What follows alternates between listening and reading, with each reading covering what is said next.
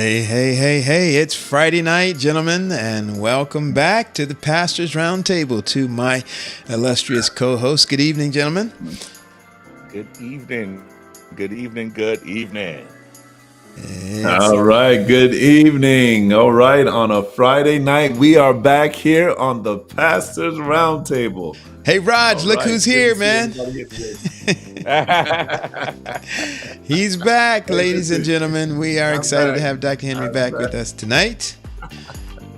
And we are ready to go. Ready to go. Good. Listen. Go ahead. I was gonna say last weekend, I'm telling you, we had a wonderful time at the marriage retreat on Sabbath last week. Florida Conference really did a good job. So a shout out to anybody that's viewing that went. We praise God for your support, and we're looking forward to do another one. So I just had to add that in, man. Good stuff. I see you, Raj. Wonderful. Listen, we're not just happy to have each other guys on here. We are happy to have our audience that have joined us tonight, or that may be joining us on the replay. Thank you so very much for joining us here in the Pastor's Roundtable. We're excited to have you with us. We want to know who you are and want to know where you're watching from tonight. So if you would just drop a line in the chat and just let us know. We're going to see your name, but we want to know where you're joining us from. So if you're joining us from where? From the wonderful sunshine state of Florida, where it is 90-something degrees in November. Man, it was terribly hot down here in South Florida. I don't know if it was 90 degrees, but I was soaked walking around outside today. But wherever you're from, we want to know that you're with us tonight and where you're joining us from. Mama Patrick is on, man. I'm telling you. There she is. Maybe she's watching the show, Pastor Paul, because her son is on here. I don't know. Must be. I don't know. Maybe, yeah. Listen, she always asks about yours. You don't really ask about me. But anyway, she's back in Trinidad, as you can see, and she called me this afternoon. Is there going to be Pastor's Roundtable tonight? I said, yes, Mom. And it's going to be 10 o'clock your time. It's late where she's at, but she wanted to make sure she was going to be able to watch it live. So, Mom, good to see you. Thank you for being a loyal PRT fan. Yes, indeed. Right. Hey, and there's our brother Rodney Smith is in the chat tonight. Yes, good to see you as always, Rodney. Thank you for joining us. Where's Rodney from? Where are you at, Rodney? See if he puts island. I know it's the beautiful island of Bermuda. Oh, Rodney you knew? Okay. One of our international guests. That's awesome. Good stuff. All right, guys, very quickly. Last week, man, Raj, I know Dr. Henry was not with us last week, but for those in our audience who missed last week's episode, what did we talk about last week, Roger? Listen, we had us a masterclass on how the church manages its risks. Risky business. With risky business. It was an awesome experience to hear. And I learned so much. Matter of fact, I was sharing information with some of my colleagues. And one of them was very surprised to hear that the greatest risk our church faces is buildings that are closed Empty up. buildings. Yeah. Empty buildings. My Lord. That's crazy. And he mentioned, this is the CEO of our risk management company. He said that that buildings that are open just one day a week are categorized as empty buildings. Yes. Wow. Yeah. They also maintain one of the highest risks. So if we're just using our churches just the one day a week, it's a risk. It's a liability. It's a financial liability. That was huge. Now, to share that out a little bit, to push it out a little bit, what's happening is if these buildings were used every day, the risk will go down, which means premium will go down, which then means more money will be available for ministry. Come on now. Hey, we've got Janet Lambert in the space tonight from Dallas, Texas. Greetings, Janet. Glad to have you with us this evening. Looks good. All right. Well, that's what was on the table last week. Before we go any further, Dr. Henry, I need you to make that appeal, man. I need you to make that pitch. There's something that we need our audience to do tonight, right now. Listen, it is time to share this. Share this feed. Listen, I'm telling you, this program is going to be dealing with some vital information for your church. And so you need to share this to your community service leaders. You need to share it to the pastor. You need to share it to the members. You just need to share right now. Just share. Do about 15 shares right now. Can you do that? 15 shares right now. Each one of you, 15 shares. Let's do it. All right. Wow. Hey, if we get 15 shares from each of the people that are watching right now, man, I'm bad at math. I didn't go to public school, but I'm still bad at math. That'd be over 200. That's 200 something shares. Okay. Yay. Let's get it. Let's get it done. Let's get it done, fam. Yeah, let me finish up what I got going here. Are you doing some sharing? I'm trying to share to my groups. Yeah. I got to do my part now. I used to share a lot when we started, but now my hands are all over the keyboard and stuff doing some of this. It's a little more difficult than before. But listen, that was a great segue into what we're talking about tonight. Listen, we talked about having empty buildings during the week. I have a sneaky suspicion, gentlemen, that our topic tonight is going to give some people some ideas of ways to not have empty buildings during the week. I got a sneaky suspicion that might be part of what's on the table tonight. So, Dr. Henry, talk to us, man. What is on the table this evening? Well, listen, you said it. It is community engagement. Churches that are engaged in the community. Let me tell you something. This is the heart of the church. You've heard it before. If your church disappeared, would the community miss it? Well, on this show, we're going to talk about the importance of how the church can impact their local community. Mercy. Roger, our title, the people are reading the title of tonight's episode. They're reading a title that says join the community. And somebody might think that's a typo, that we should be saying join the church. But this says join the community. As you tell us who's at the table, can you give us a little insight on that title and how our guest tonight might help us realize that title? Well, listen, as we were preparing, I was thinking, what's the best way? We have talked about community engagement before, but what's the best way? This is a little expansion of that and really diving in or having a deeper dive in that. And so a lot of us are good with, let's join the church. But where is the church? The church is in the community. And so we want to really peel back that onion, as some say, or peel the banana, and really get to the meat of the subject about being in the community. And we have two experts, two practitioners, two people who is involved in that community engagement. One of them is a good friend and colleague, a classmate of mine. He was the president of the forum, the ministerial student forum at Oakwood when we were there, and I so happened to serve as treasurer. And so we really connected while there at Oakwood. I'm talking none other than Dr. Cedric Belcher, who serves in the Fort Worth area of Texas. And he's here tonight because he is engaged in the community. And along with him, we are so glad to have Dr. V. You'll understand later on that Dr. V, he's here with us. He is serving as the Associate Director for the Center for Community Change. I hope I said that correct. We are just excited that he's here. It's an initiative that our church is doing about connecting churches to their community. So we're so glad our two guests are here with us, and we want to pray and bring them on as soon as we can.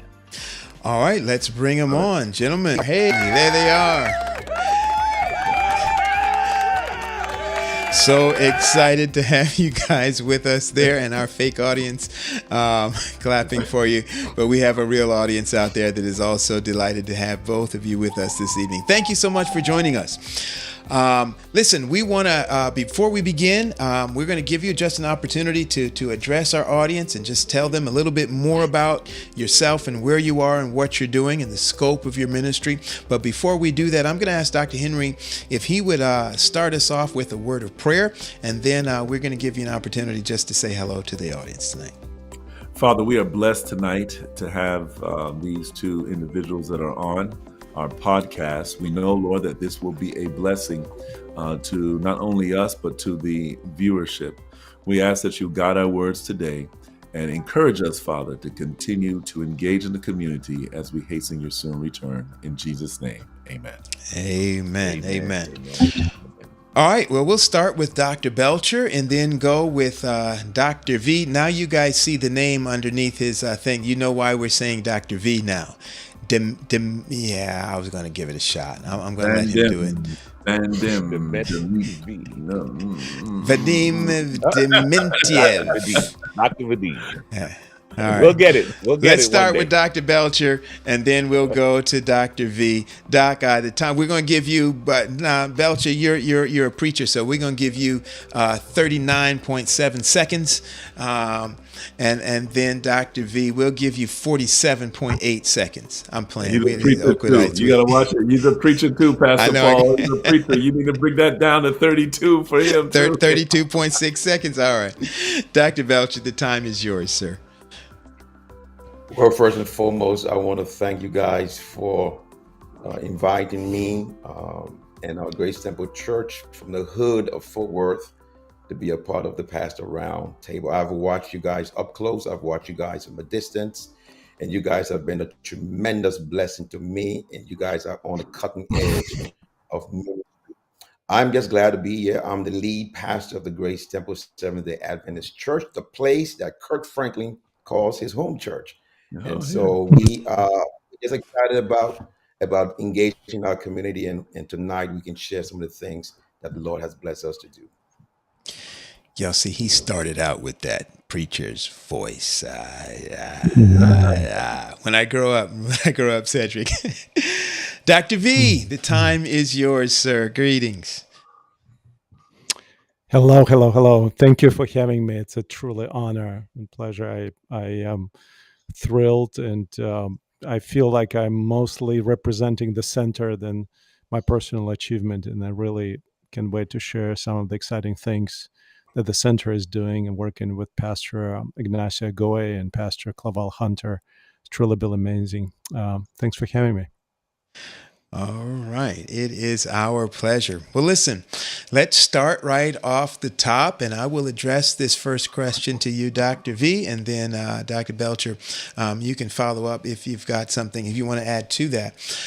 So when we talk about community engagement, what would you say is the value of community or engaging the community, the value to the local church? And then second, what would you suggest or say is the value or the importance of engaging the community to the community itself? Dr. V. Yeah. Thank you. Yes, I would kind of tag on what we mentioned earlier, that famous saying, if the church closes its doors, will the neighbors notice? We at the center flipped it a little bit. We say, if the community disappears around the church, will church members even notice? Wow. And I would take, wow. I know it's a little bit of a kind of, tongue-in-cheek, but I would say that our biggest liability, it's not the empty buildings. It's the empty people. And I really feel that without paying close attention to community, we will remain full of hot air, because Jesus, what we do here is thoroughly theological, and Jesus' mission was through and through incarnational. So the Wow. most important thing for us today is not how much of the church is in the community, but how much of the community in the church. And that is really becomes an exciting opportunity for us to see that the church revitalization and evangelism tightly connected to the kind of relationship we built with those who are around us. And it's not looking from above, but it's truly sharing the resources, sharing the journey together. And when we start working together with people, I think the value of our message increases manifold. We're Seventh-day Adventists. We believe in the three angels' message, and it begins with the good news to every nation, every tribe, every language, and every people, and that begins with those who live in our zip code. And that's tremendously important, and that's how we think church can only remain relevant in the 21st century.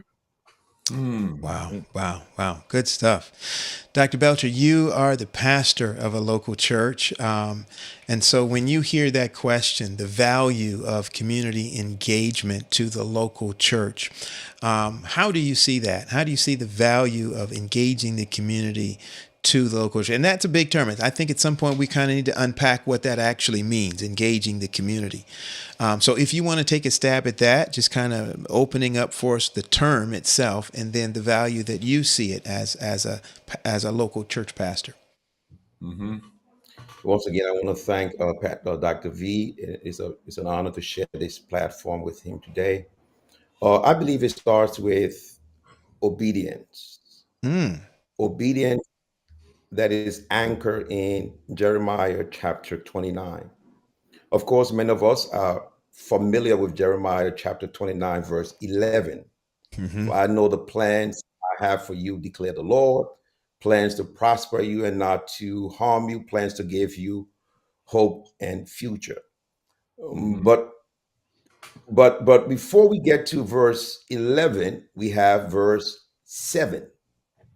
And verse 7 states, also seek the peace, the shalom, and prosperity of the city to which I have carried you into exile.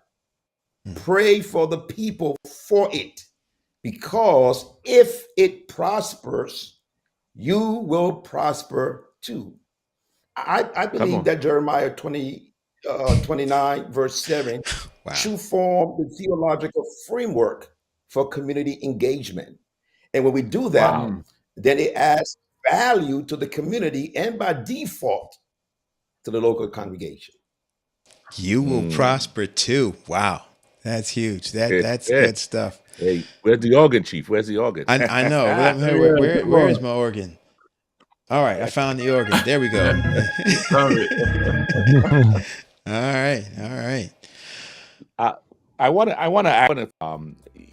we all know somewhere in our putting together, planting churches, things like that. We do have this concept that we are in a community, but we tend to be very inwardly in looking.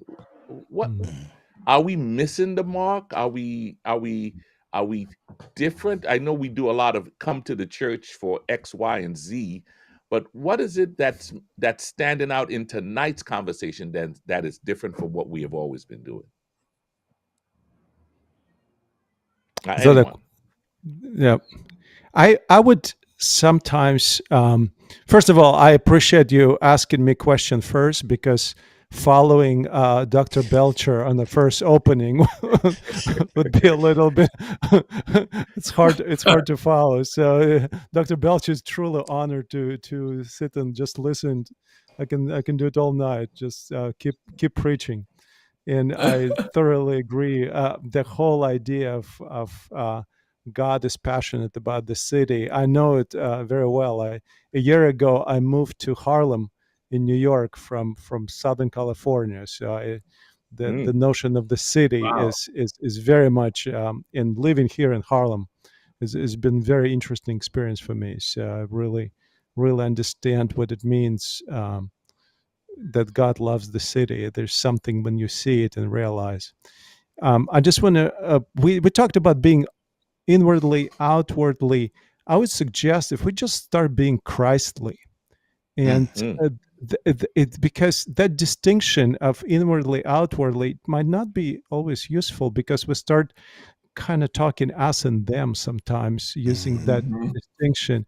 But if we are Christly, there's really no distinction. And one of the things we talked about, the center, we built all the ministry and the mission of the center around the simple principle that was introduced to us by the spirit of prophecy, Christ's method alone.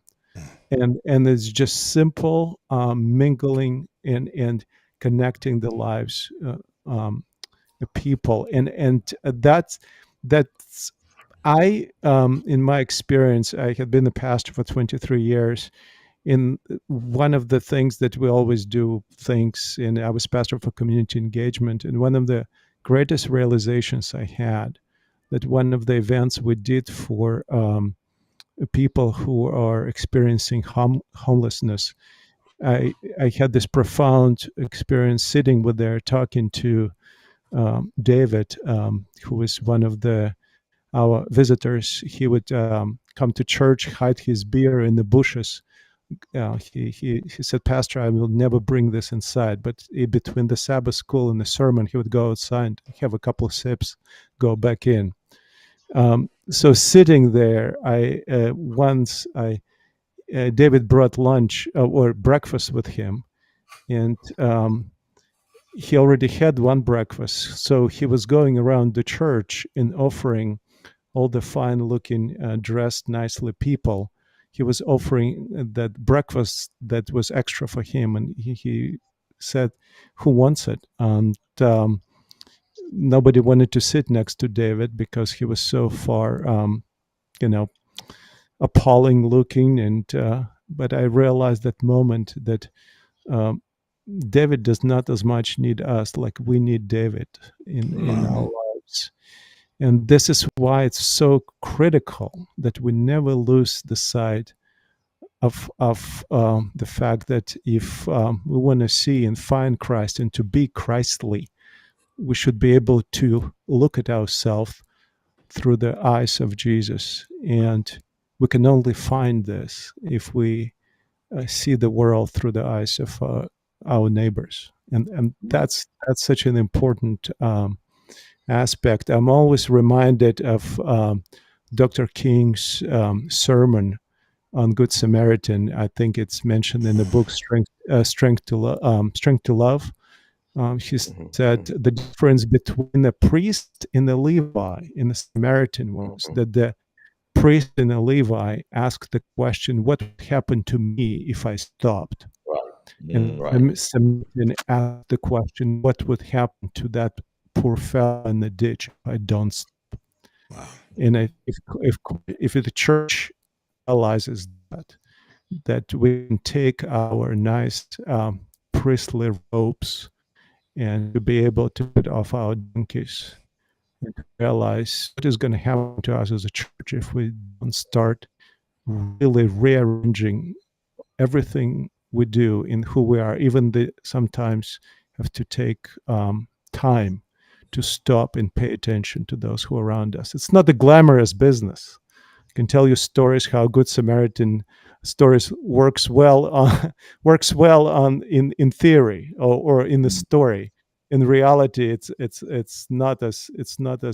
messy. But it's the only way we see. It's not about making a conscious effort or making a forcing. It's the only way the Samaritan saw to be a human. And that's what it means for us to be a church, is the only way for us to move forward, I believe. Wow. Wow. Wow. And just to add a word or two there to what Dr. V has said, and I think he said it with such eloquence, and that is that the church is never at its best when it focuses on itself. The church is at its best when it's focused around itself and look around and see what is happening and how it can meet the needs of the people who are around the church. And when we do Mm. that, we are obedient to what Jesus has commanded the church to do. Wow.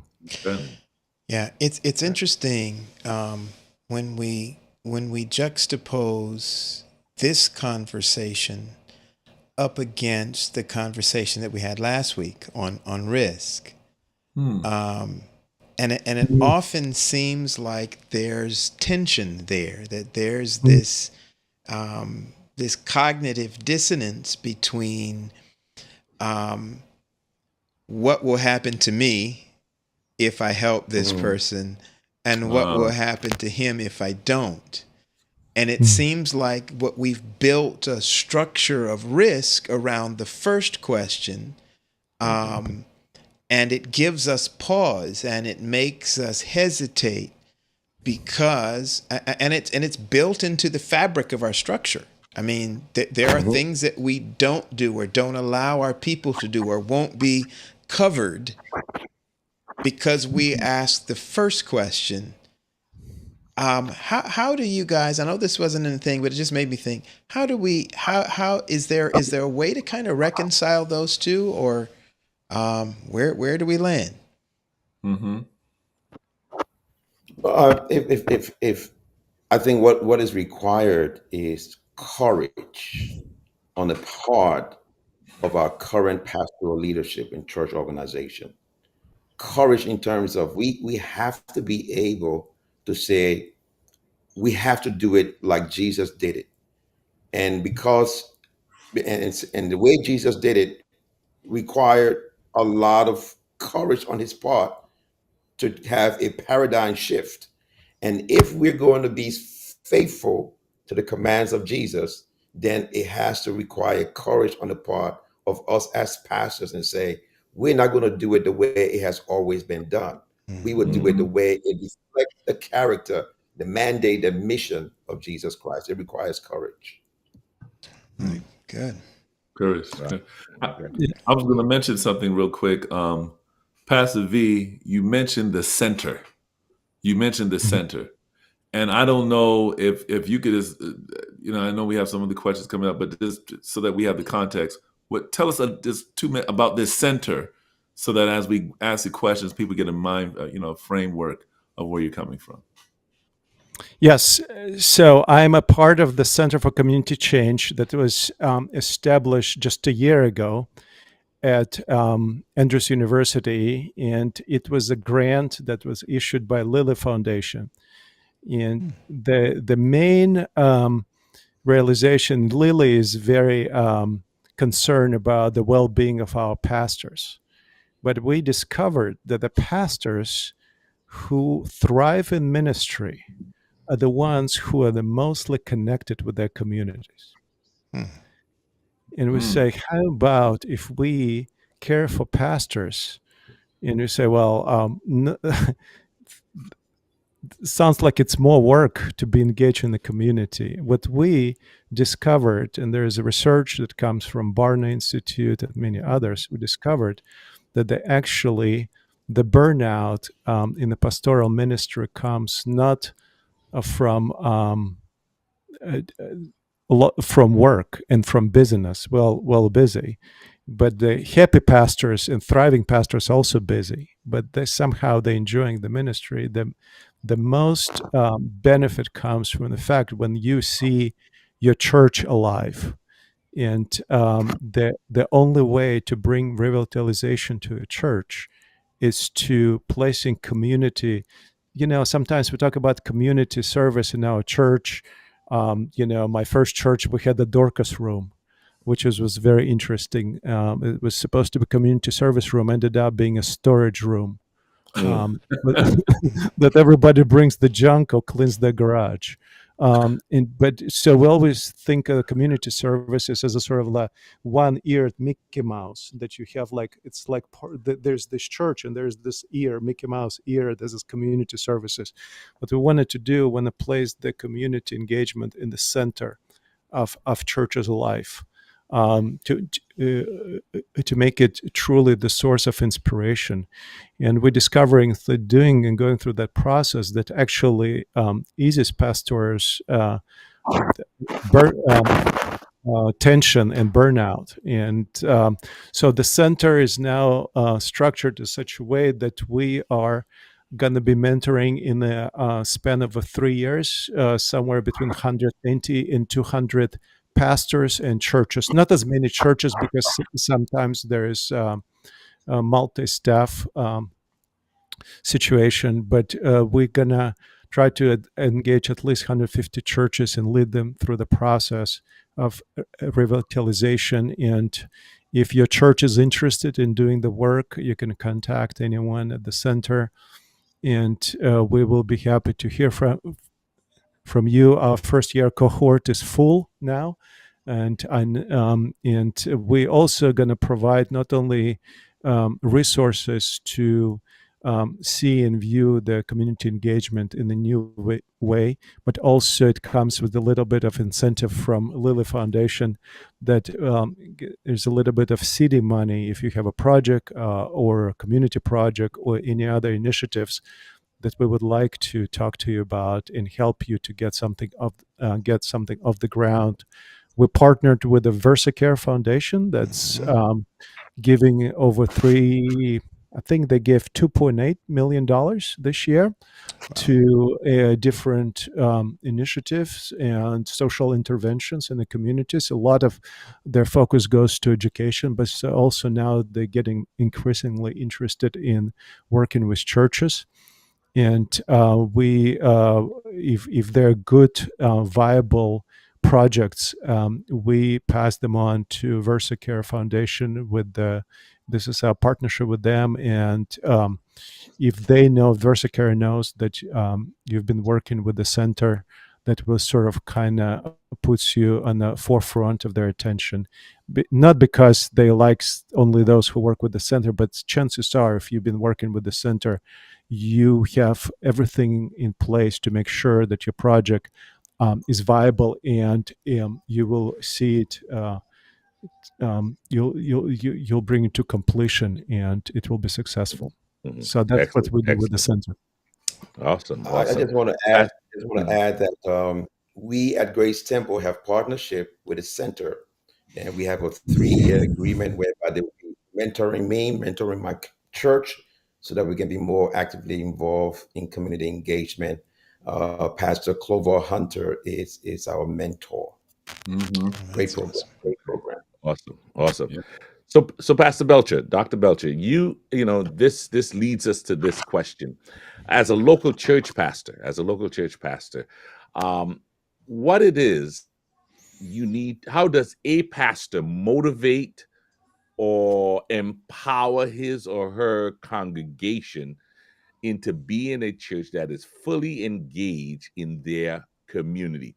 Now, I need to preface that a little bit with sometimes you can look and the leader may not be really motivated.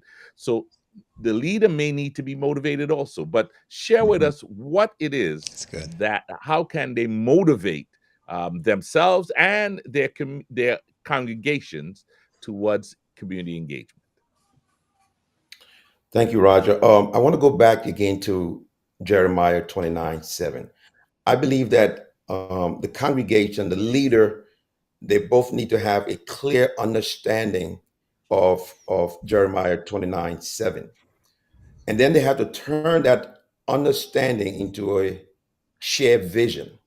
So, for example, at Grace Temple in 2019, coming to the close of the year, we said to ourselves, how can we asked ourselves one question: how can we at Grace Temple make a radical difference in the life of our community and create sustainable ministries that allow us to have consistent community engagement and kingdom building? How can we create a 2020 vision? Because 2020 was coming. How can we do that? We decided we did not want to be a church in the community. We did not want to be a church of the community. We did not want to be a church for the community. We wanted to be a church transforming our community. And we came to a consensus that we want to be a church that transforms its community. And we went to work. Started first with researching best practices in Adventism. We came in contact with Vendion. Vendion has started the 10K Touch. When I was pastoring in St. Louis, we had a pastoral forum where we brought him down and he did a workshop for us. So I contacted Vendion and we started talking. And then he shared with me Miracle City, how Miracle City had done something similar to that extent. And so I called David Franklin. We talked, and then I invited him to come and spend a Sabbath with us and to do a presentation for our group. And he did that presentation for our group, and that motivated the church and it inspired our team to work together. I want to say this. I know it's not part of your question, Roger, and that is this.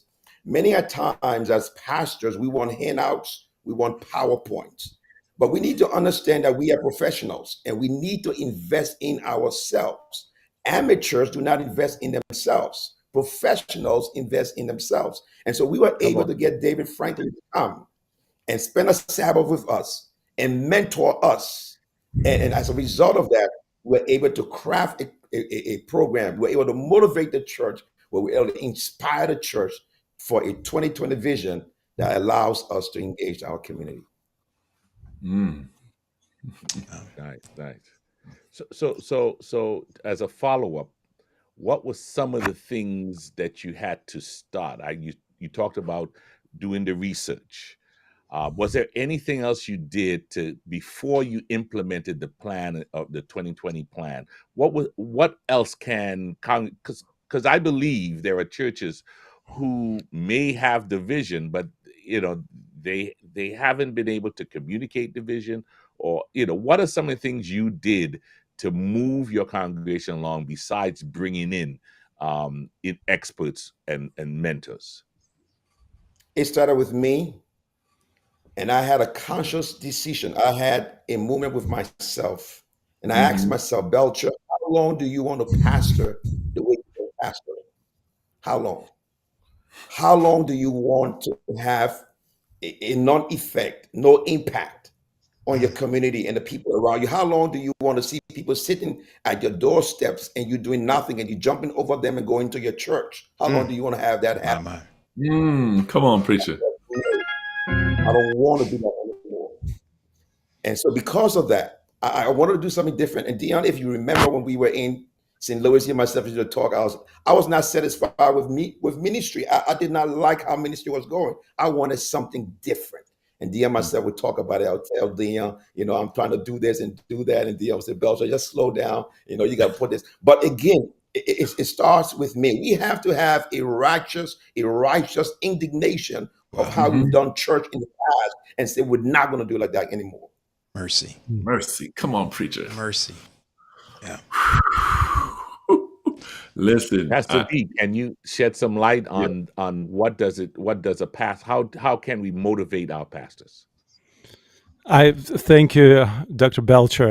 The passion there, I can just fully, subscribe to everything you said, because I usually give an example of about 13 years ago, I found myself getting physically ill. Every 2 weeks, I was not feeling good. I was way overweight. I was weighing 40 more pounds that I'm weighing now. And my health, my enjoyment of life, because you have a stressful day all day and come home 10:30 at night, I would drive through Taco Bell, get nachos Bel Grande, and come home and just pass away with the chip, pass on the couch, asleep with the chip in my hand. That was how I dealt with stress. And one day I saw my friend on a bicycle. You can see a bicycle behind me. So I saw my friend on a bicycle, and I just visually, just to see him enjoying life. And he was a church member, and I said, would you take me for a ride? And he said, sure. I changed my diet within 9 months. I lost 40 pounds and feel much better and healthier ever since. And I think that gives you a good, not to say that it has anything to do with me, but I think that strong visual impression of the church members seeing the pastor in the community is going to be very motivating. But if it's only the pastor in the community, it's not a success yet. The pastor can be on the mayor's advisory board and be there with all the power movers and shakers in the community, and the pastor in every community event up there on the platform with all the with other pastors, and but that's not the way I think the success is. Success is actually to see the church members there in the community. The work, how to motivate the pastor, I say, if you, the way that I hear Dr. Belcher describing it, that was really his conversation with God, and ask this question: how would it look for me to continue this journey? I'm always there's this little book, a theology on the road to Emmaus, and remember, two friends were walking away from Jerusalem, and they were going nowhere. Emmaus is really the name of nowhere. They were just going. Wow. But then Jesus sat down and he took the bread, and he blessed the bread, and then he broke it, just like he did during the supper.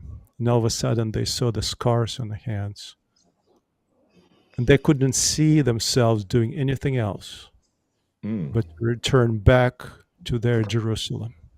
And every one of us, every pastor, should ask herself or himself a question: where is my Jerusalem? Wow.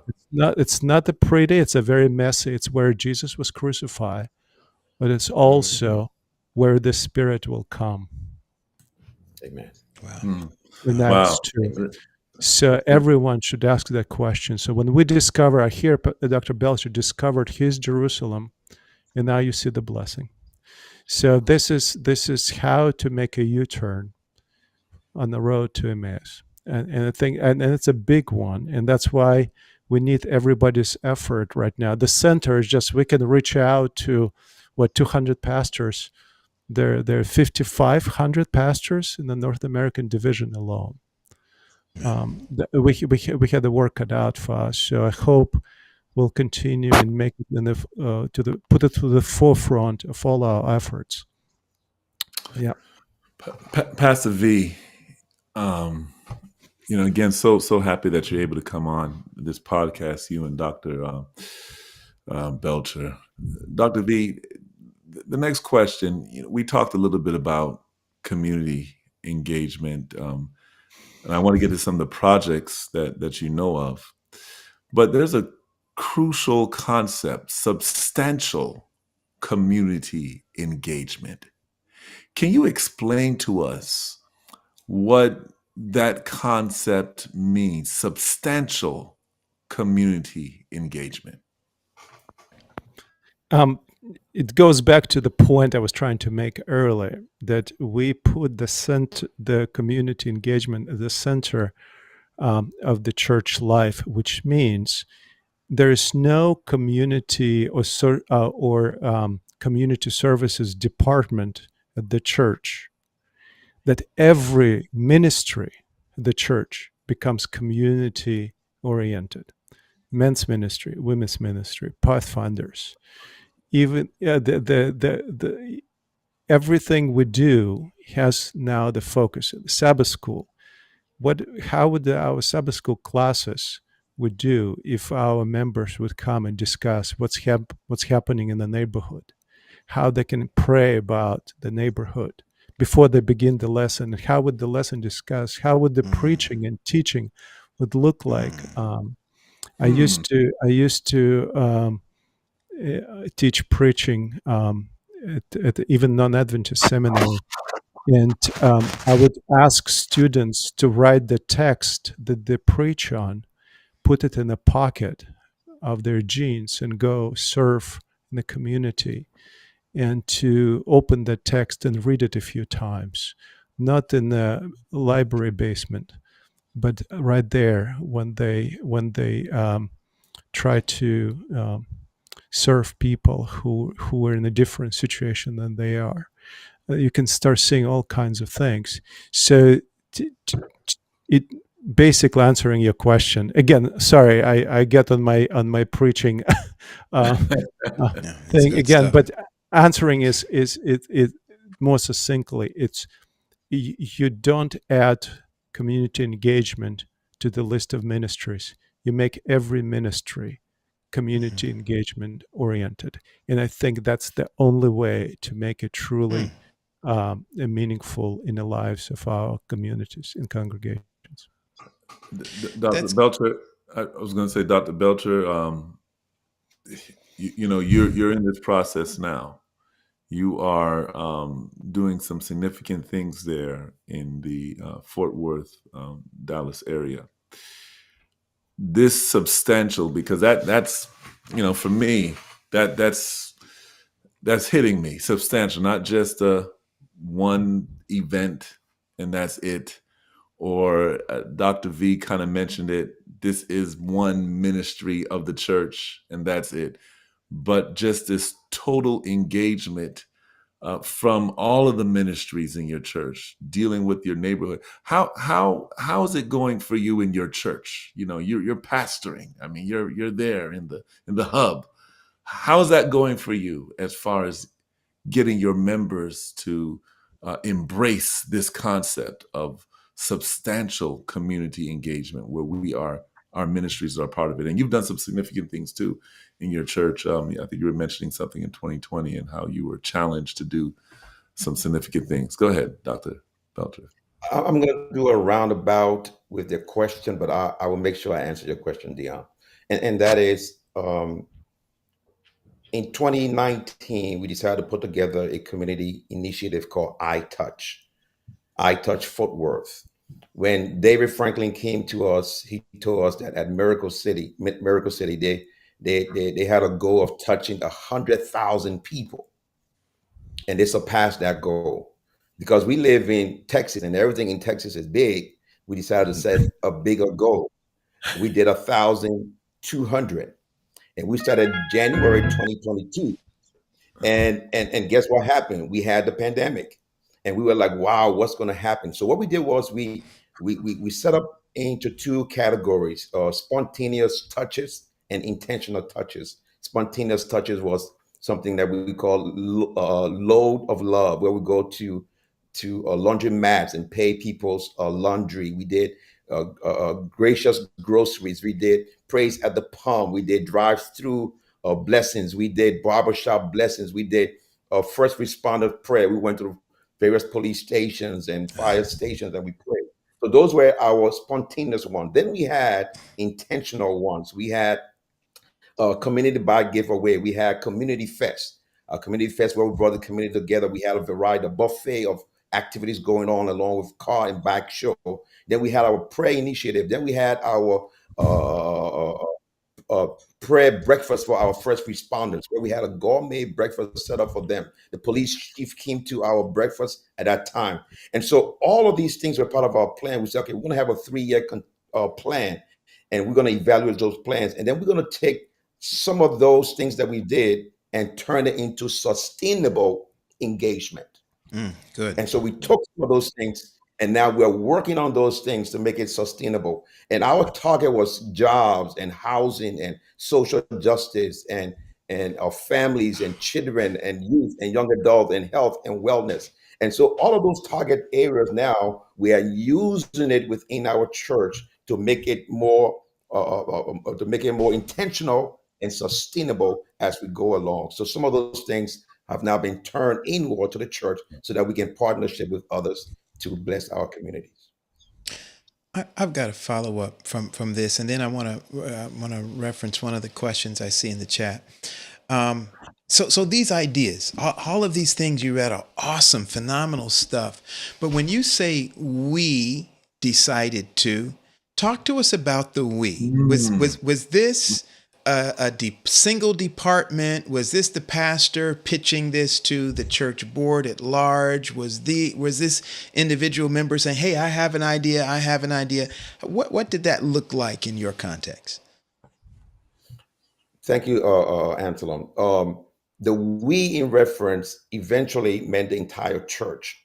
It started with a small nucleus, a small group that were poured into by Pastor Franklin, and then we started building. We started doing some assessment. We started looking at our community and seeing things that would be a blessing to us. Already, Pastor Franklin had come and he had shared with our congregation what his church had been doing and what tremendous impact his church has made. And so already our church was excited about what they did, and they felt that we can do the same thing as well. And so we moved from a small group, moved to our elders team, moved to our church board to get buy-in from every influential segment of our community, of our church, and then eventually moved to the church in business meeting, and we voted it together as a church. So we had a very strong supporting of the program that we wanted to share with our community. And so that we comes from the fact that we did some heavy lifting, a small group, our elders, our church board, and the church at large. So the church, everybody, every stage had a buy-in into the program. Of course, not everybody participated, but we had a large segment of our church participating in the initiative. And so that's where the we comes from. Okay, good stuff.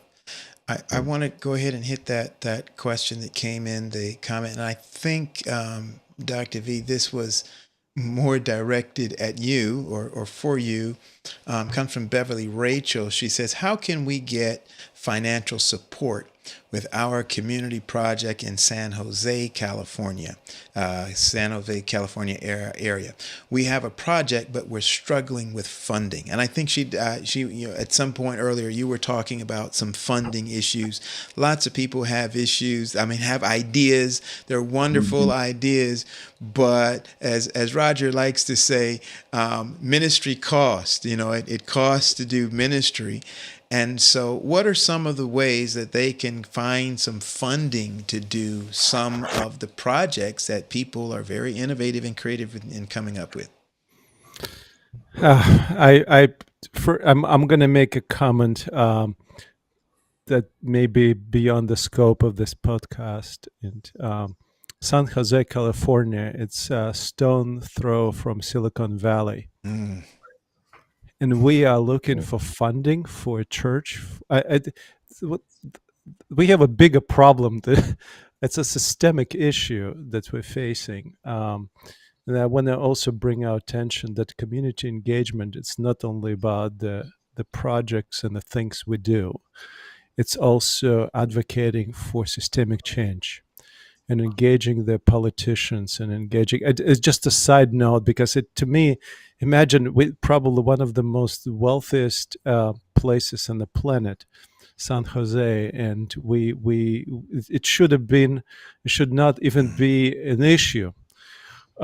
Saying that, I found that in my experience working now in the area of grant application, I would say, just a side note, in the United States alone, there's, if memory serves me correctly, there are about 64 billion with the B dollars is being issued in grants alone to nonprofit organizations, not millions, billions.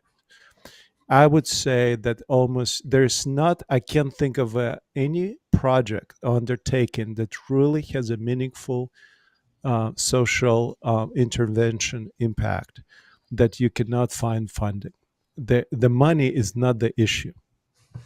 Most importantly, it's the level of preparedness, intentionality, and professionalism with which we approach this. I say that we will be more than happy to connect with Sister Beverly, and send us your information about your church, your pastor, and we will see how we can connect. Because I sometimes, when I used to go to the workers' meeting, and we have pastors presenting their successes, and they showcase them. And I would listen to someone like Dr. Belcher, and I would say, "Oh my gosh, I will never get there. This is so intimidating. How can I?" We don't have that. I go back to my church. I start talking to them about us and doing something, and they will tell me, let's change the carpet in the fellowship hall first, and then we'll spend all our time and energy discussing the color and the type of glue to use. That's whatever sound opposite of organ you have, Pastor Paul. There should be I there got should you. I got you. I got there you. should be that sound. But you know what I'm talking about. Yeah. Thank you. I got, yeah. Pastor Belcher gets the organ. I get the wah wah wah. But I'm okay. I'm used to it. I'm Russian from Ukraine, so that's a story. Wow. But on the serious note, I guarantee you there's funding. There's funding in your local agencies. There's funding in the nonprofits. Contact the politicians, local council members, and if there is a truly project that will bring the benefit to your community, I guarantee you, money is not a. We think money is a problem. Money is not a problem. Most of the time, it's with the very simple steps taken, we can achieve great results. And to add to what Dr. Belcher said, we when we say we in a project, I want to go back again. One of the most exhilarating moments in my ministry and my experiences of community engagement, when we became the equal participation of people who are not members of our churches. Wow. Some of them not members of our communities. Particularly experienced that during COVID, because let's face it, a lot of our community services run by people who have a gift of time, and those are mostly retired people. What happened during the COVID, all our retired folk became the risk group. They were not allowed to come. So we had to turn to mayor's office and say, we need help with volunteers because we're frontline. We were continuing to serve. We never shut down our community services at La Sierra during COVID, not for 1 week. And people from the community start coming from everywhere. And we got to the point we had more people volunteer from a community than our own church members. So that's when the we becomes capital. There you go. There's your organ. So I constantly thinking about these things, that how we don't make that distinction between us and them, and that's not easy to do for a church that's been for many years was really hanging dearly to the narrative of being exclusive remnant. I saw one of the comments that said that we became an exclusive club, and unfortunately, painfully reminds me the situation in which Jesus came. Wow. 2,000 years ago. It's not the theology that crucified Christ. It's the exclusivity that did that, I believe. So that's because he was too inclusive for them. So that's sorry, I'm mumbling a little bit, but that's just because it's such a deep. You see how this community engagement conversation elevates the theology, elevates the passion in our. And I would make it not the last point. We're losing at least 50% of our young people today. It's a fact. It's the statistics. And they know all the theology. We taught that. What gets them back into our churches when we become relevant, community engagement is an ample leading opportunity to not only revitalize our churches, but also start growing them younger, which is a huge challenge today. Huge challenge. Mercy. On that note, if I had an organ, Dr. V, I would play that sound for you once again. There it is. Allow me to just say this quickly. Just going back to that, in order for us to do what we wanted to do at Grace Temple, we had to rearrange our worship time. Traditionally worship at 11 o'clock. We had to move our worship time to 12 noon so that it gave us opportunity to go into the community 8 o'clock in the morning, gather and go 8:30 in the morning and do several community projects, come back and get ready for Sabbath school. By the way, at the end of December 2020, our goal was 120 touches, or 120,000 people rather. We touched 175,000 plus people in 2022. 165,000 people during the pandemic.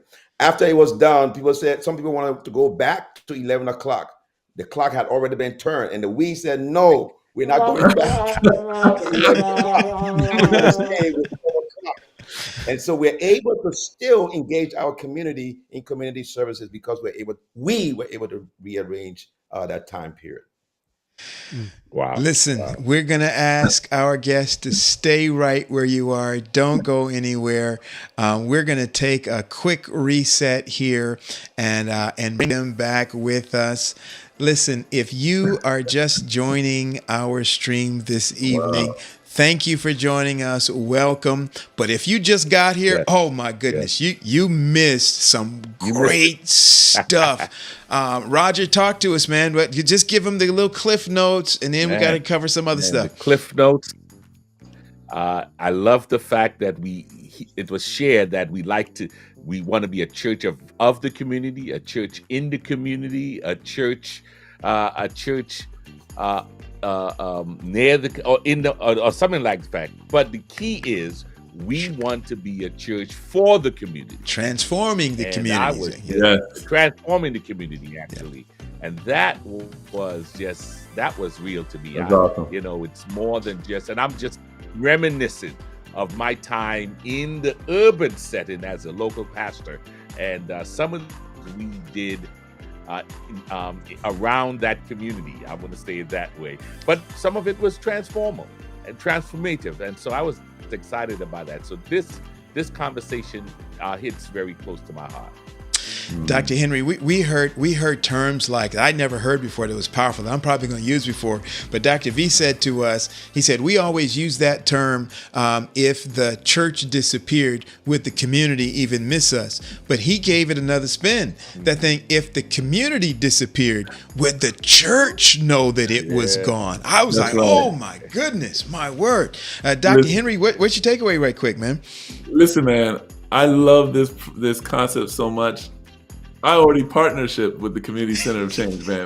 My church was already on it, man. We let me tell you something. It's a powerful thing, Doc. Mercy. So I'm just smiling, hearing the stories, and I think that the bottom line is we want to make significant impact where we are and where we live, and we want to sustain that impact. And I think if churches got on that or embraced that concept, we would see a tremendous change within our denomination. And I'll say this, the young adults, those young people who do not seem to be engaged with our church, they'll become engaged because they want something relevant, they need resource, and they want something real, right? And I think that that's good. Yeah, does that. It does that. So listen, somebody, I think it was Dr. V again, who said something about that triggered for me like it's a whole nother show. That thing when we're talking about money and he said, I got to remember it. I'll have to go back and look. Something about it being systemic, and we got to shift the paradigm. Like the whole thing about San Jose being right next to Silicon Valley, but there was some stuff in there that he didn't really get to unpack. And I know that he was answering a particular question, but I'd love to hear more about that. What's the systemic change? We talk about Pastors Roundtable being this discussion about the intersection of mission and structure. What's the structure part of that can change that? Because that's huge. I know that's a whole nother show. A whole nother time. But well, he talked a little bit about that. Dorcas community service. I mean, that's a system, a structural system that many of our churches have. But because of the pandemic and the fact that we had to rearrange some of that, it has changed. We don't even say Dorcas anymore, but that's another discussion, as you say. But we did touch a little bit on what some of those structural systems are, and that needs to be changed. Cool. All right. Listen, again, thank you for joining us. So you just joining us. Dion, they've got one more chance to do something right quick. What is it? Listen, please share this one. You got to share this one. Please do it. Hit that button. Keep on sharing all your groups and so forth. Share. They got to get it. Got to get it. And listen, Roger, if somebody has missed this or have missed some of our previous episodes, how do they find out a little bit more about Pastors Roundtable, some of the past episodes? Let's hit that real quick and get our guests back on. Listen, you want to see this episode in its fullest through, you can join us at our website, the PRT.live. You may even find us on our YouTube channel and even in our Facebook page. You can find this episode. But those things, Facebook and social media, it gets buried. But you can go straight to the Pastors Roundtable, the PRT.live, and you can find every episode that we have done.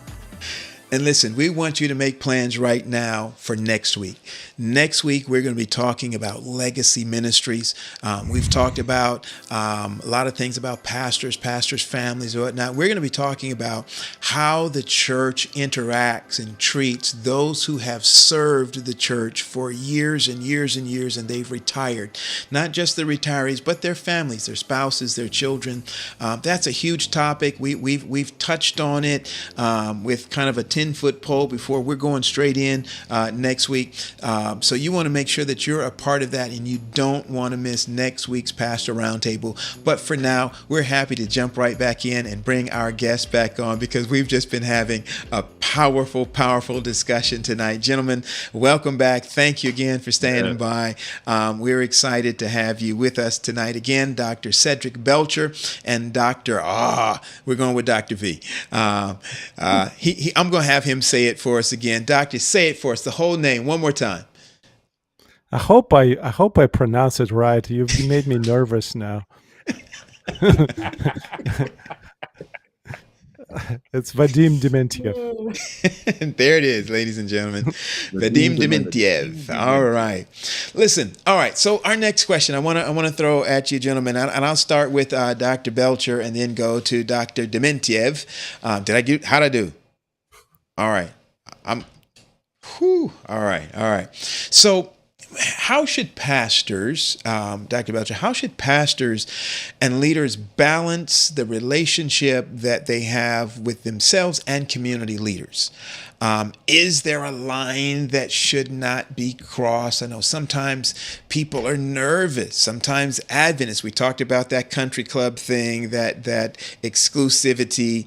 Is there a line that should not be crossed? How engaged should local pastors and local ministry leaders, how much should they engage? And is there a balance?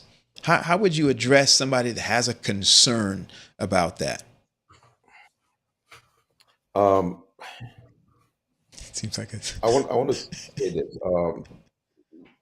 In terms of balancing the relationship between us as Adventist pastors and community leaders, we have to be authentic. We can't just show up when there is crisis in our community. We have to show up to make plans to impact our community. Sometimes there's a march and then we show up for the march. and then they don't see us anymore. We're part of the picture. We're part of the fixture. So we have to be authentic. Number two, we have to deal ethically with our Okay. colleagues. Ethics. There's an ethics that guide us as Adventists. There's an ethics that guide us as pastors. And I believe that we should not cross any unethical boundaries as we work along with one another. We are to represent Christ. We have to represent the church. We have to represent the example of Jesus Christ. Some people want to get into how can you get close to these community leaders and still be effective as an Adventist preacher. You can do this too. We need to focus on Christ's methods, and we need to focus on winning hearts. And once we can win hearts, then we can share the distinctive messages that we have. But we got to be ethical. We have to be authentic. That's good. That's good. That's good. Dr. V, any input on that?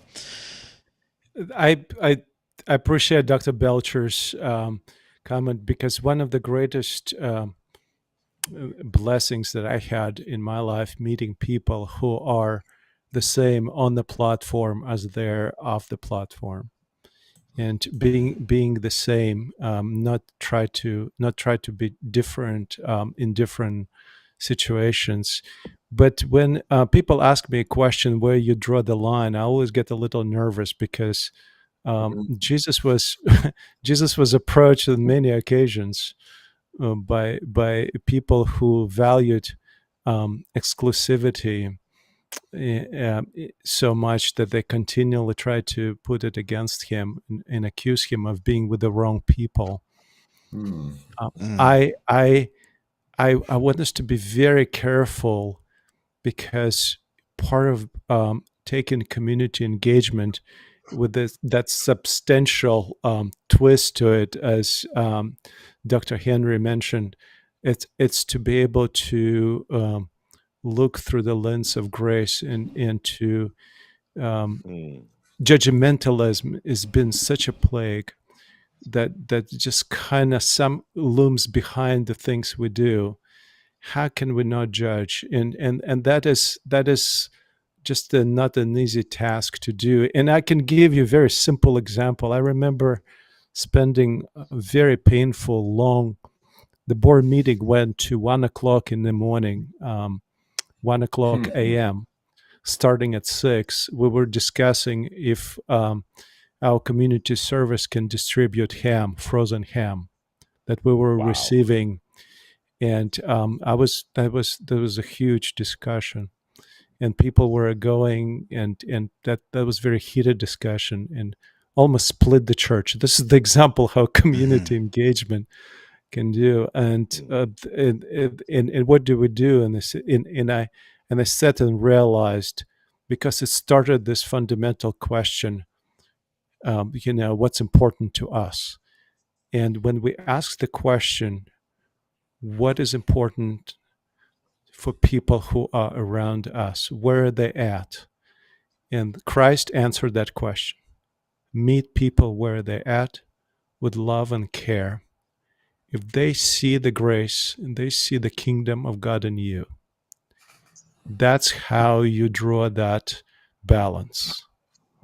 And we can't fault on the side of grace. This is hugely important. And I want to go back to my previous comment. I want to emphasize this again. The balance for pastor between the church and the community is to see more church in the community and to see more community in the church. Let me put a little bit more meat on that for us. So we know that we have a very distinctive, or at least we believe we have a very distinctive theology and a very distinctive mission, and we shroud it with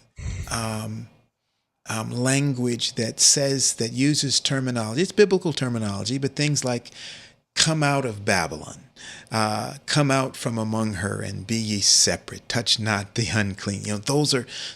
That's language that we use, and so oftentimes, and our eschatology is also very unique in many ways, and So when there's a Baptist church or a Catholic church or a, a Buddhist group or an Islamic group down the street who are feeding the homeless, who are giving away backpacks, sometimes this question of where's the line for community engagement?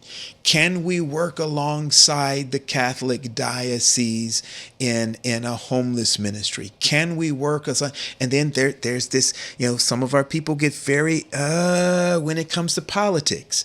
And so maybe there's a politician in town who's very engaged in the community and is looking for churches to. So when we ask this question, where is the line? How do we address it in some of those type of scenarios? And then I go, we don't want to have a lot of time left, but just very quickly, anybody want to take a stab at that one? Let me try. Okay. Here's the thing, Doc. We are all pastors, and we all know that we cannot convince everybody. There are some individuals that it doesn't matter if an angel from heaven come down, they will not be convinced. We must do what is right at the right time for the right reason. During the pandemic, there was a Baptist church that was doing food distribution in the community. We partnership with that church, and we went to where the church was doing feeding. We took 20, 25 people with us to serve. Good. I have a mosque not too far away from the church. They called me and they asked me, Dr. Belcher, we see you involving community. Are we about to close down Ramadan? Do you mind taking part in the program? I said yes. And I took part in the program. And they've been asking me every year after that. And they've been sharing with me opportunities to engage our community, to serve our community. I said, if you want me to do that, I will do that, because we are transforming our community. Some people will not get it. And I'm at a place where I'm not going to argue with everybody. Right. You have your opinion, that's fine. But I would do it to benefit the community. I would do it to transform the community, as long as it does not take away from who I am in Christ first and who I am as a Seventh-day So Adventist. you partnered with an Islamic mosque, and Yes, you're still Seventh-day Adventist preacher. You still believe. As a matter of fact, let me throw this in. As a matter of fact, I had an interfaith service. I invited the imam to come to my interfaith service, but we could not get things done. His schedule could not match. He was going to come to my service and pray. I had a Baptist, I had a Methodist, I had everybody to attend my service. The imam could not make it, but the Baptists, the Methodists, they all came and they prayed at the service. We need to be able to be clear on when it is time to forge a partnership, so that we can be enhance our community and transform our community. That has nothing to do with the gospel. All right. Dr. Henry's going to get an email on that one. All right. I know we're coming to the end. We're winding down, but between Dr. Belcher and Dr. Dementyev, hope I said it. Share with us, based on your experience as an advocate for the community of community engagement, what is a main thing? What is one main thing that a church needs to pay attention to as they begin to transform their community? Let me go ahead and jump on that. I want to be prophetic, and since you said one, I'll be prophetic and do it two. The first thing is that I believe that we need to stop canned programs. For example, Pastor Paul is doing something there in Fort Lauderdale. I'm in Grace Temple. I said, oh, he did it there, it's working. So I'm going to do it here at Fort Worth.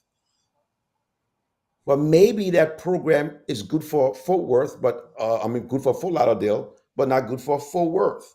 And so we do canned programs from one place to another without assessing if that program meets the community that we're serving. So we got to pay attention That's to good. the program. The second thing is community partnership. We need to forge community partnership. So, for example, Grace Temple, we're able to forge a partnership with a group called Cloud Cover Streets Ministries. And what they do is that they have a mobile unit and they provide haircut, shower, laundry, and they started doing job interviews for the homeless. So twice a month, they come to our property with the mobile unit and provide those services for the homeless within our community. Community partnership. Here's another one.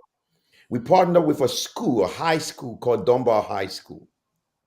I went there, talked with the principal, talked with the staff, and I invited the football team to a Sabbath. I called that Sabbath the Super Bowl Sabbath. We asked everybody in the church to wear the favorite team jersey. Those who did not have it, they wore T-shirts with God is dope or Jesus, whatever the case may be. The football team came to church that Sabbath. We brought them up. These young guys, young men, we brought them up. The coach, the principal, they all came to church. We gave them a check of $1,000 to bless the program. We fed them. Then we turned around. We got engaged in the school. They had a program called Dads for Dunbar, where community men would come to the school and sit down with these men and talk with them and share with them. And then we discovered that they had a closed closet, a community closed closet. And so we started doing drives. We did 2 drives in 2 years. We got a lot of clothes and we donated those clothes to the community closet because this closet was not only used for the students, because there were some students who did not have adequate clothes. They would go there and get clothes, but also they opened it up for community. So we partnership with them in that area. Then lastly, we have a community garden. Around us, next to us, near us, is a 76104 zip code. That zip code has the lowest life expectancy in all of Florida. So we asked ourselves, we are neighbors to a zip code that has the lowest life expectancy in all of Texas. What can we do? We partnership with Texas Advent Health. And so we decided we want to give fresh produce to those who come to our community pantry. And so our community garden now has started growing fresh produce. We have beds, and we have invited the community members to come and even establish their own beds so they can create their own beds and grow whatever they want to grow. They give us some of that and they take whatever else and take it for themselves. And we are partnership. We have a partnership with Texas Health, Adventist Hughley Hospital, and we are also partnershiping with the community, the center there at Andrews University. Lastly, as a result of some of the things that we've been doing, we have benefited as well as a church. I was called one time. They were trying to put together a police accountability panel, and I was called to serve on that committee. I was the only pastor in the city called to serve on that committee. Wow. And they have some bad preachers, pastors in the city. I was the only pastor called to serve on that committee because they said that we were involved in the community. Wow. And so again, it goes back to what we started before, how our community impact can also make a difference in the local church as well. Thank you. Wow. Doc Vadim, share with us the one thing you know that churches need to pay attention to as they move into this new or this arena of community engagement. Listen, I'm so honored to be on this panel with Dr. Belcher. I can't say more. Everything he said, it just goes right along. The one thing that I wanted to mention again, that churches are always, no church is an island. to see the changes, but I would always encourage two things. First, pay close attention to those who are 40 and younger. That because that's the passion that is there can be truly transformative. And second, to see any efforts as part of the big picture and to address things strategically as well as tactically, to feed the homeless on Saturday afternoon, to feed the people who experience homelessness on Saturday afternoon is a tactical thing. To make sure that the city is building the shelter that can house those who don't have the shelter, to provide the opportunity to bounce back and develop programs and advocate for that. Churches need to look into systemic change and doing the things that would have a larger impact.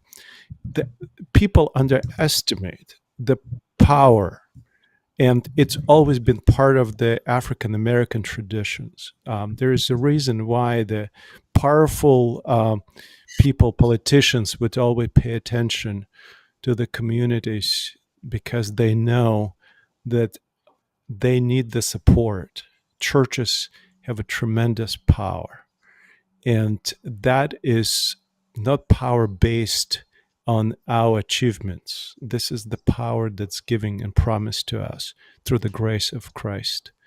And I want to go back to what we mentioned earlier, Jeremiah 29:11. It's impossible to survive to thinking and to be the sojourners if we don't know who is leading us.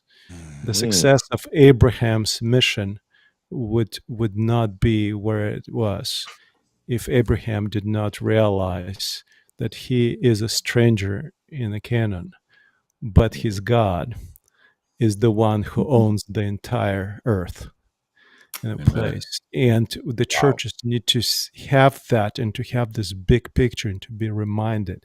And this is the essence. My other life, I teach the history of Seventh-day Adventist Church. Our movement started as a for the practical reason, as an abolitionist movement. It is that big picture.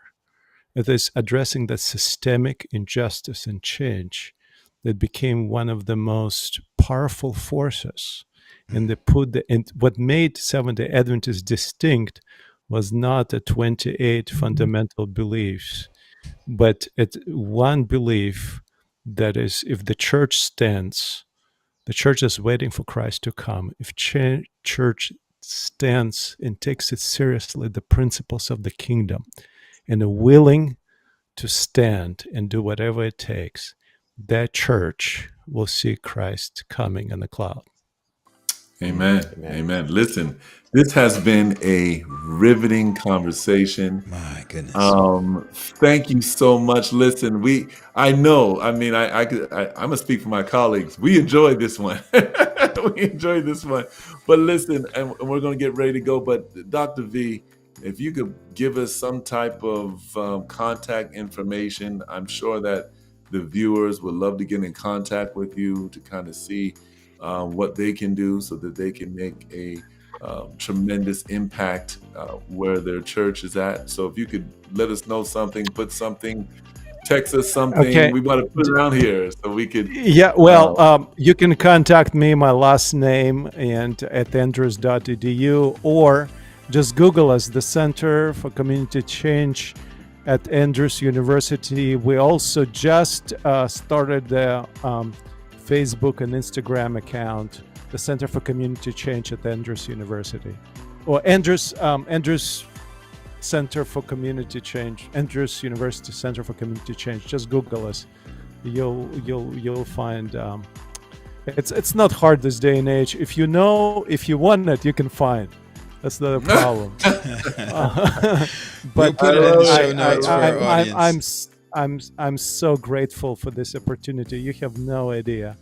This has been just a pure joy. Thank you, Dr. Belcher, and meeting you. And Dr. Wade, Dr. Paul, thank you so much. Dr. Henry, it's a tremendous honor. I'm truly, truly grateful.